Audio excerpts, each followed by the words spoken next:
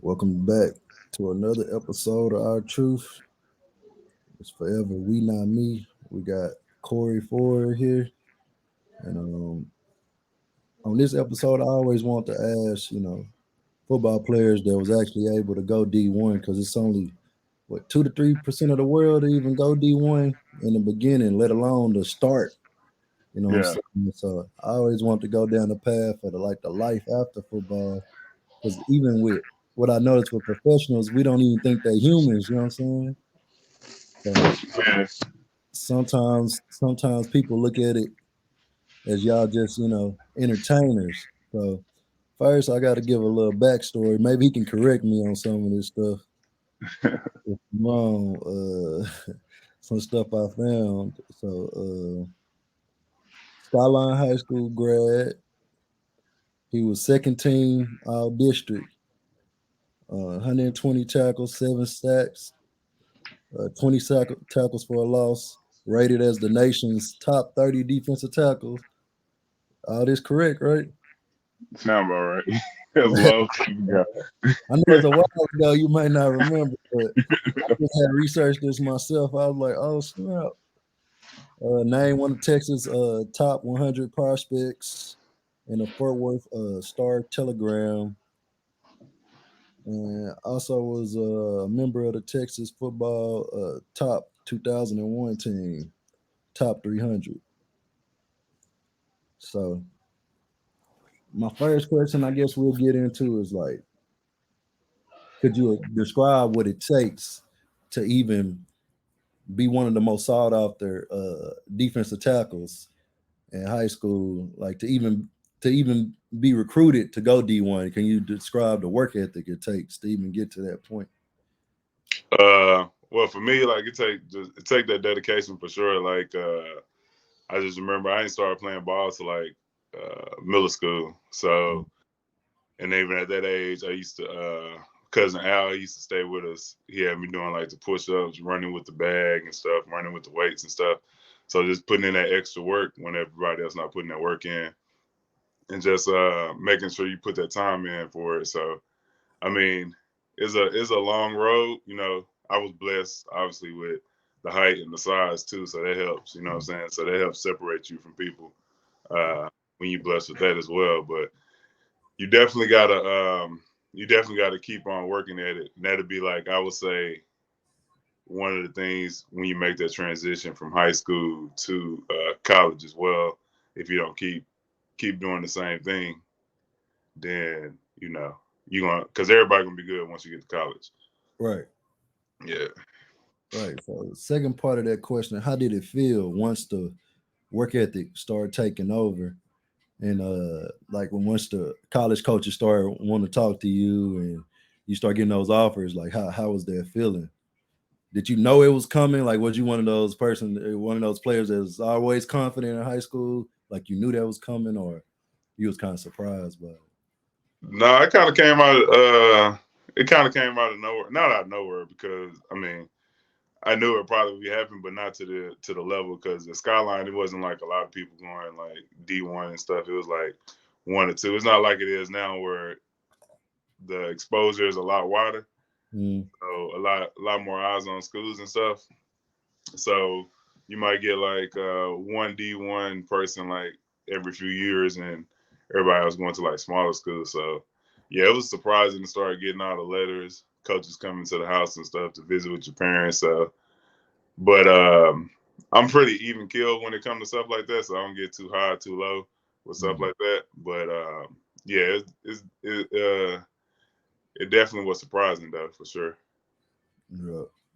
So then transitioning, because I know that's a long time ago, so Yeah, you might not really remember exactly all of that. That's so, but transitioning to the point, I know you probably remember the point when you put on the pads from the tryout NFL tryouts for the last time, and you just knew, like, how was it? Like, what was going through your head? Like after something that you worked so hard for, and now you got to transition to something different. Like that aspect of it. If you can fast forward a little bit. yeah, I remember when I knew like I was done with football, even though I tried Mhm, a little bit more after college. mhm, like it's definitely a reality check because it's something you've been doing your whole life, and then it just comes to a halt. And then especially like I don't want to like say especially in our community, but like when you grown up, like you focusing on sports. You know what I'm saying? That's really not taught like two avenues. Most people that they go to college for football or for sports, that's what they're going there for most of the time. Mm-hmm. Uh, so you're not really securing like a backup plan. So it's just like one day you like the man, then the next day is like it's time to get to the real world. So it's definitely a shock. You know, it's like losing a big part of your life. You know, because let's see, that's what 8, 12, 10, 10, 13 years of your life playing football, and then it's all done. And you wanna, you know, some people do hold on to chase the dream for longer than it is. You just got to know, like, when it's time to transition to new things in life. So it could be one of the things like that you've done all your life, and then you just abruptly can't do it no more.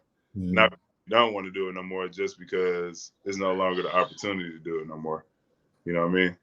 Right, right. So culture shock.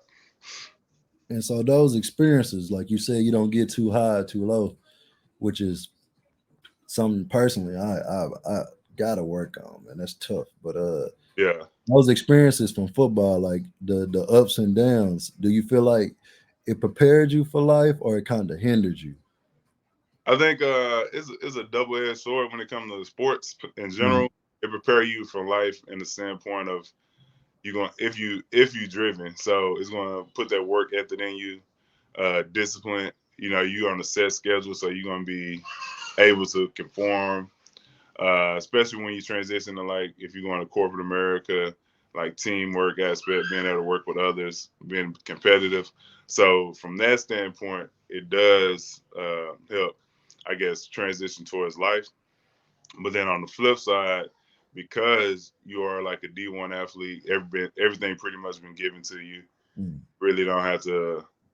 Besides the sports you're doing, you're not really working for it. You know what I mean? So, uh, like your housing's paid for, you getting a monthly stipend every month, everything taken care of, meals, all that. So you don't really have any worries because everything's pretty much been catered to you for that whole 4 or 5 years you're in school. So it really doesn't prepare you for the next step if you wasn't making those preparations while you was in school. So go back to like what I was saying, like if you're not preparing for something outside of sports or Mm. outside of football, then it's going to be a bigger shock for you when you're done because now you really got to figure out what you're going to do with your life. You know what I mean? Right. And then so now I know you have a regular 9 to 5, but aren't you an entrepreneur as well? Yeah. So I do the same thing with like with Calvin. We do it here. Like Mm. Calvin them do. We got a client up here that we deal with, and also with my roommate from college, Trent, one of my best friends that I went to Baylor with. We do. I help him with the merchandise side of his company, so I do that with him as well. And in addition to that, we just started some things with a couple of guys, just getting a group of guys together that we can come together and invest in the future. You know, to help continue to build like passive income. So that's some of the stuff I do outside of the 9 to 5. But the 9 to 5 obviously is the foundation. Right. And so on that note, like just going into the entrepreneur side, like how was it when you first started out? Like how was it when you first wanted to start in that to step into those venues? Like was it easy selling at first or how was Uh, that? I did it when I first started. Oh, I forgot about a whole another name, but yeah, I talk about that too. But yeah, so when I first started with my brother, we did actually real good the first couple of years because it's really like a you got to keep the client. So I think Right. we got like 6 clients up here, which at the time was real good money. Uh, but you just gotta. That goes back to keeping it even kill because that is up and down.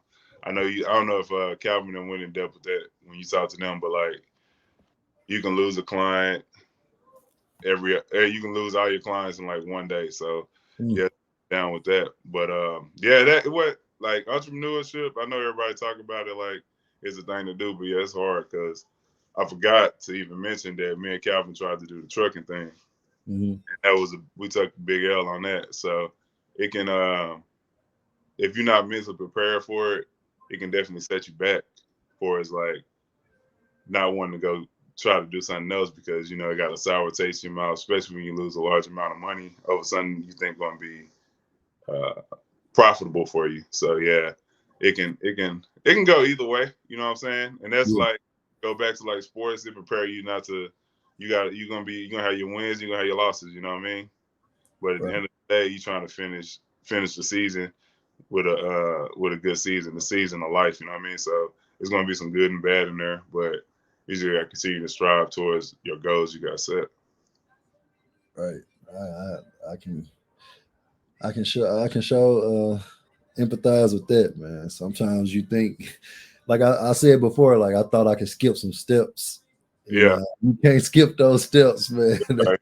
Sure. Yeah, The steps is there for a reason. Like when people say it takes 5 to 10 years to build something sustainable, like that's I feel that now. But yeah. also, man, so since you brought it up, also, man, like when it comes to working with, like, how do you find a good mentor or slash teammate in entrepreneurship? That's a good question. I haven't really asked that one, but like, how was it when you want to pick who you want to work with? Like, what some qualities you was looking at? Uh, so I mean, just first being trustworthy is big. You know, somebody that's not too money crazy.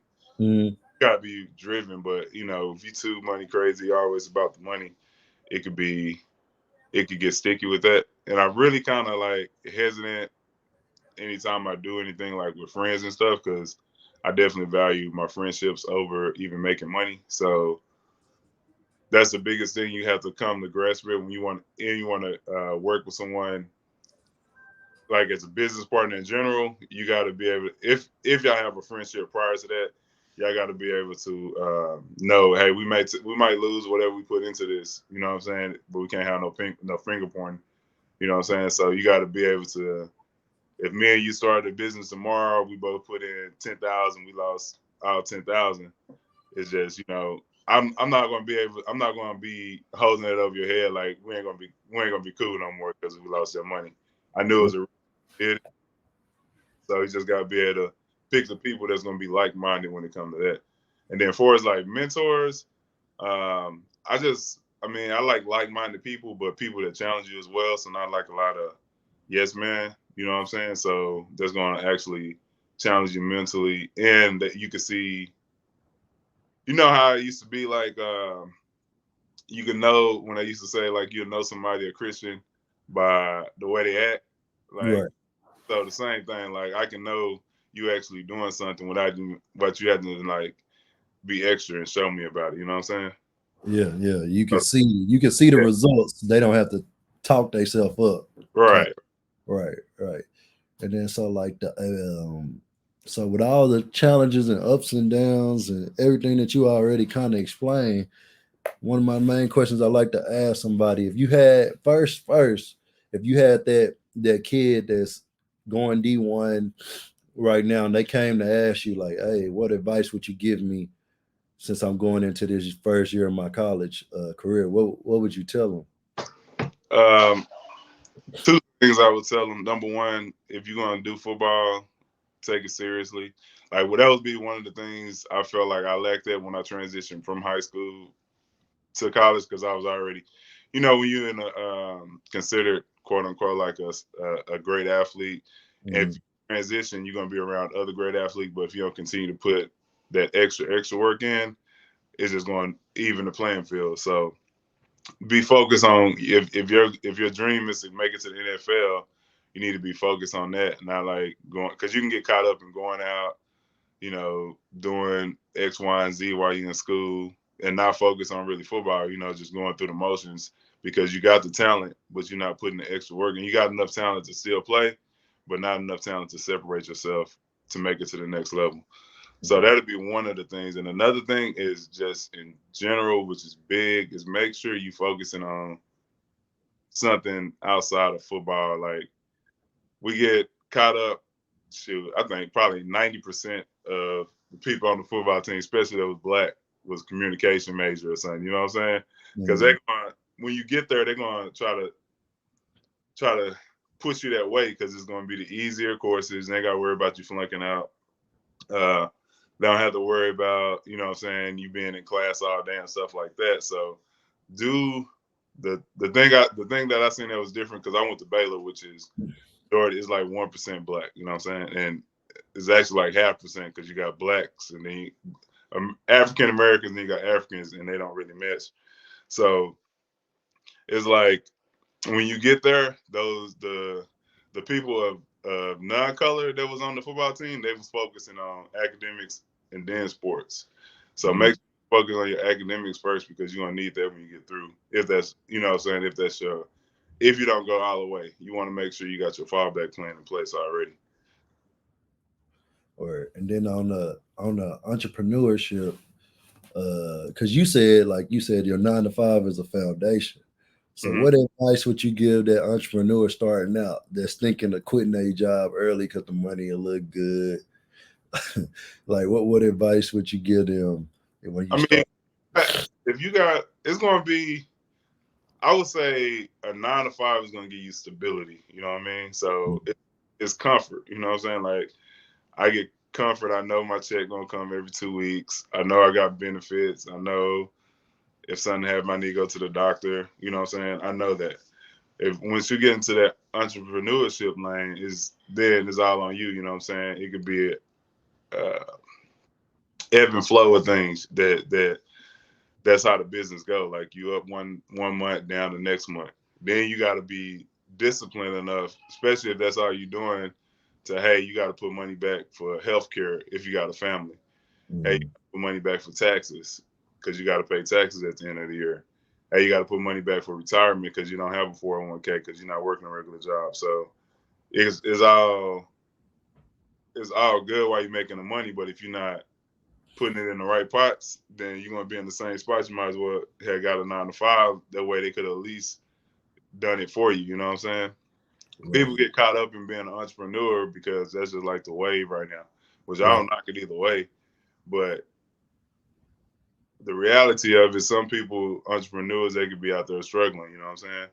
But they feel like they don't want to answer to nobody. But at the end of the day, if you're an entrepreneur, you still answering to somebody. Everybody got a boss, even if you own your own business, because your customer's going to be your boss. So just got to make sure that if that's what you want to do, you got to do it all the way, especially with a family, because you got a lot. As a family, a male with a family, because you got a lot. You know, you're the head of the household, you got to provide. Right. I 100% agree, man. Sometimes, I know I did it. Sometimes you jump out there, like I said, you skip those steps. Yeah, it's a reality check. But I don't look at it as a failure. It was just like last year just was a learning lesson. You know, it was a lesson learned. Yeah, it's a lesson. Yeah, you gotta learn stuff. We tried to do the trucking thing. My one of my good friends, he was doing it. So, but you end up like listening to other people trying to get the money quicker than we went the wrong avenue. So it was just like if you would have took time and just did it slower, because you got, just like you said, you got to build it. This ain't gonna happen overnight. So, but you get the bigger eyes thinking like, oh shoot, I can get that money like that. So you see the money, you see the money people making. You like, hold up, but yeah. So if they don't tell you about, you know what I'm saying, the first couple of years, it's gonna be coming slow. So you trying to get out there fast. It's not. I mean, you know, it ain't no failures in life. It's all lessons. You know, like just like you said. So it's how you take it. You know what I'm saying? You can continue to beat yourself up if you fail and not try again, or you can get back up, dust yourself off, and see what you can do. You know what I mean? Then another thing, since you even went on that tip a little bit, what I noticed is like how we speak to ourselves too, man. Like right. I've been big on that this last about 6 months. I've been getting into these books about the subconscious, and it's kind of crazy, man, because it say your subconscious mind. This was what these guys that research this for a living. they say it doesn't know the difference in playing or if you playing or not. So whatever you tell yourself, even in a relationship, whatever you tell yourself is what you eventually gonna believe. I was like, man, so sometimes we shut ourselves down before we walk in the door. You know what I mean? You might go in the door for a big contract, and in Yeah. your head, you already said, I ain't getting it. I ain't getting it. And then you go in there hoping you get it, but you already told yourself. So Yeah. I Yeah. don't play with that no more, though, man. I don't play with the subconscious no more. Yeah. You gotta, yeah, you definitely gotta be your biggest fan. So like that's the thing, like from sports too, like because you gotta have that conversation with yourself when you need to make a play. You know what I'm saying? So yeah, you definitely gotta be your biggest fan because yeah, if you come in there, it's just like waking up with a negative attitude, your whole day gonna be thrown off. Like that's why I'm like a person. I don't stay mad long because I don't have time to like people be mad 2 and 3 days. Like I ain't got time to be mad. Like I'm not gonna waste my life being mad at you or being mad over a situation that's out of my control. You know what I'm saying? That's you got two ways you can shift your energy. You can do it positively, you can do it negatively. And then by doing it, by wasting it on like negative energy or being mad about something that's out of your control, it's still taking energy from you, but it's just in a negative way. Mm-hmm. That's one of the things that I make sure, like, make sure you write down uh, positive affirmations for yourself. You know what I'm saying? To keep that confidence going for you. Make sure you keep up with goals and stuff you want to do, and not just like I want to do X, Y, and Z, but actually have action steps behind them as well. That's one of the things I've been. I actually started doing that back in October. So not just plain Jane, hey, like we want to save X, Y, and Z, but like what steps we want to take to make sure we're doing it because we can say it all day, but if we don't have an actual plan, written plan, Mm-hmm. I'll never get to it. Mm. Yeah, put the work behind your words. Yeah. Yeah, And because you also go gotta have a ahead plan. and let them know, just in case somebody want to send a client your way, let them know how they can reach you and all your venues and how they can reach Trent merchandise and all of that. Yeah, so you can do shoprehabtime.com for the merchandise. It's gonna be all like protect. It's all about protecting your peace on that. So it's gonna be protect your peace merchandise. Just the meaning behind that is just making sure that you're taking care of your mental health and that's the most important thing before you can even work on anything else. Um, for as the stuff I do with Calvin, that's going to be more of a specialized. But if anybody does have anyone that's special needs that's in need to like for group homes uh, um, or anything like that, they could definitely reach out to the. Well, I could just you can reach me on Instagram, it's just Corey Ford. You can inbox me on there, Corey Ford 54. That's on all social medias. The same thing. All right. I appreciate it. I thought this was gonna be just about football, but we went around in life. I'm gonna have to get you back on, and we're gonna have to talk about entrepreneurship more in depth because something Calvin them told me about was the I believe it's the 8832 form where a lot of people be yelling they got a yellow LLC, but they can still take their personal assets because they don't have that form that breaks it apart. And I didn't really know about that till they brung that up with the taxes and S corp and C corp. What type of LLC do you have? So yeah, that's why I want to start that last season to ask other business owners questions that people may not know. You know what I'm Right. saying? So we all get the education together. But I appreciate you though because anytime you want to come back on, Yeah, uh, yeah. Yeah, we can hop back on, dog. I was gonna try to get some more people to hop on with me that I went with, but it's just a little short notice. But yeah, we can hop back on. Definitely have some deep conversations though. yeah, for sure. All right, you take it easy. All right, bro. Appreciate it.